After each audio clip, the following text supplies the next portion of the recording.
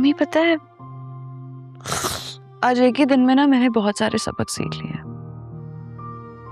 छुपकर किया जाने वाला हर काम गुनाह नहीं होता, हर भीख मांगने वाला कमसरफ नहीं होता, हर खामोश रहने वाला मुजरिम नहीं होता, और दूसरों के ऐबों पर पर्दा ना डालने वाला इंसान नहीं होता। और जो अपनी हना बेचकर अपने बच्चों की खुशियां खरीदती है, उसे माँ कहते हैं।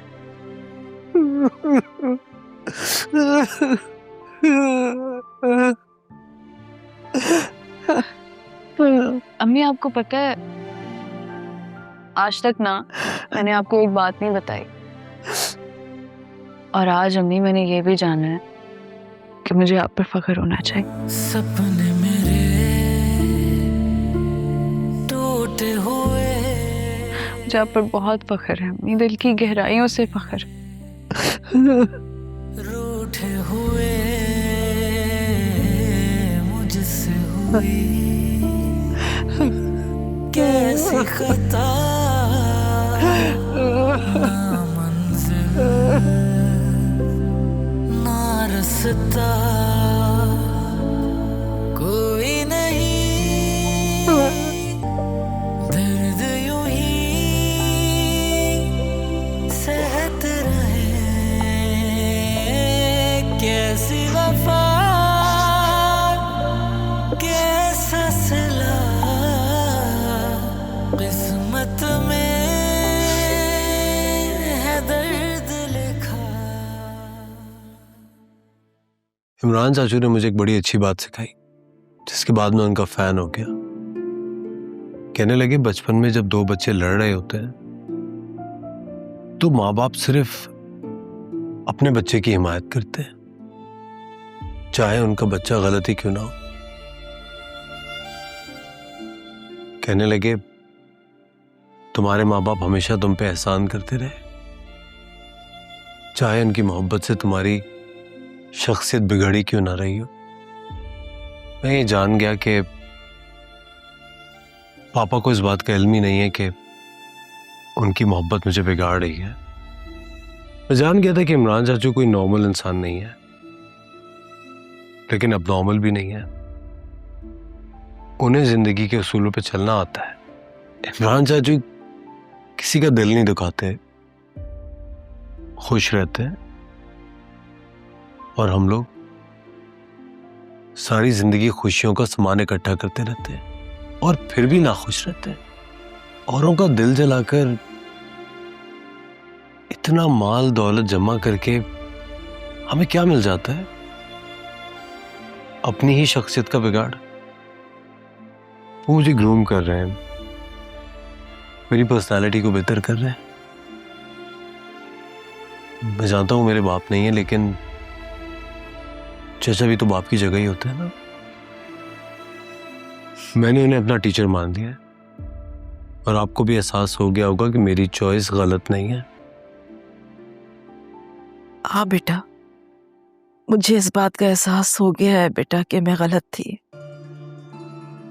और मैं मजबूर हो गई हूँ ये बात मानने के लिए कि तुम सही थे।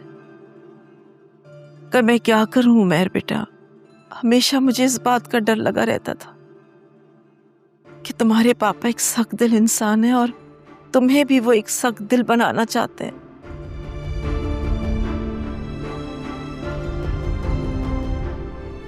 लेकिन उमर, जो तुमने रास्ता चुना है ना, वो बिल्कुल सही चुना है। इसी रास्ते पे चलते रहो, मेरी दुआएं हैं तुम्हारे साथ।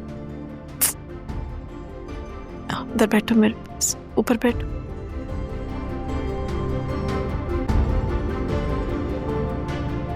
तुम मुझे बताओ, तुम आए कैसे हो? कौन आया है तुम्हारे साथ? कोई नहीं। क्या मतलब कोई नहीं? तुमने इस हालत में गाड़ी कैसे चलाई? टैक्सी से आया हूँ। चाचू का पता तो है आपको, ना उन्होंने कभी ड्राइविंग सीखी ना गाड़ी ली। कैसे आता, इसलिए ऑनलाइन टैक्सी बुक कर ली थी।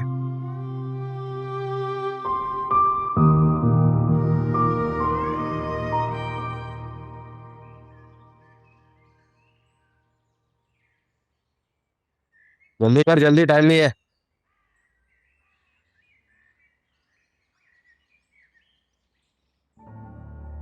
हाँ भाई, अब क्या मसला बढ़ जा रही है? जाहिद भाई, तुझे किसी काम धंधे पे लग गया। अबे पागल हो गया क्या? खैरियत है? काम और तू? क्या बताऊं मैं आपको, वो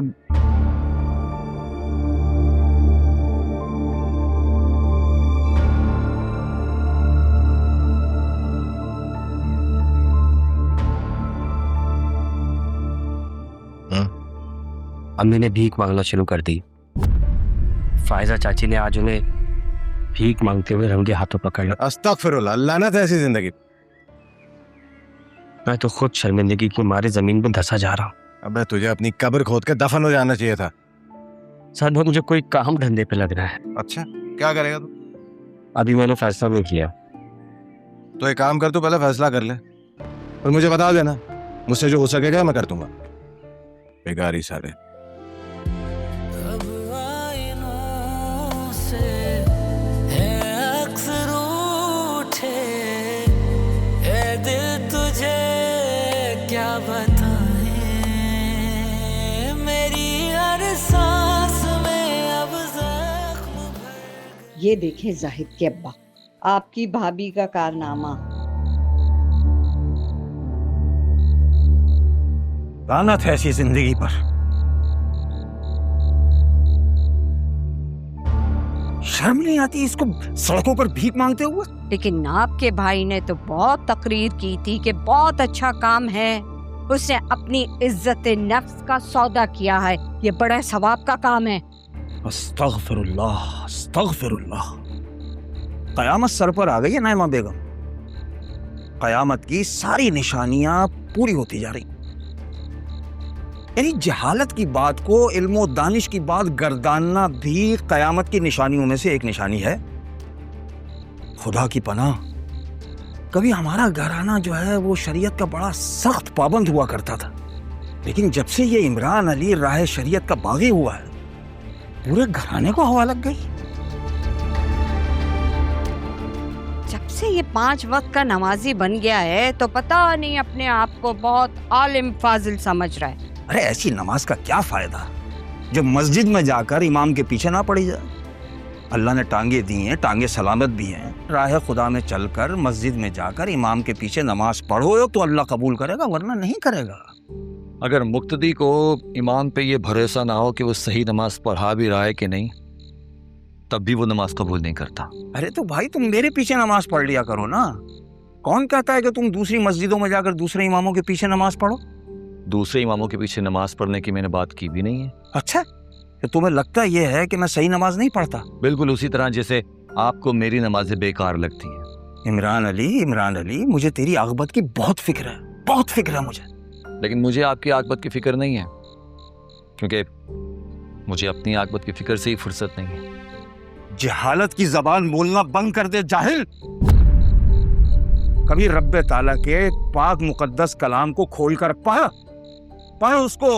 पढ़ेगा तो तुझे पता चलेगा कि इल्म और हिकमत कहते किसे हैं। खोल किताबे हिकमत, खोल, पढ़ सूरह मुल्क की आखिरी से पहली आयत, जिसमें अल्लाह ने साफ साफ कहा है कि भाई पसन करीब तुम जान जाओगे कि कौन खुली गुमराही में था।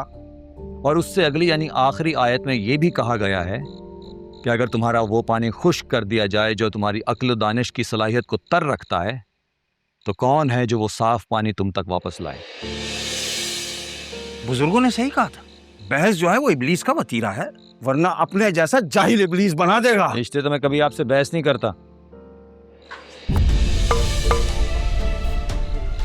एक आलिम को जाहिल कहने वाला दोज़ख की इंतहाई पस्ती में फेंका जाएगा, याद रखना इमरान अली।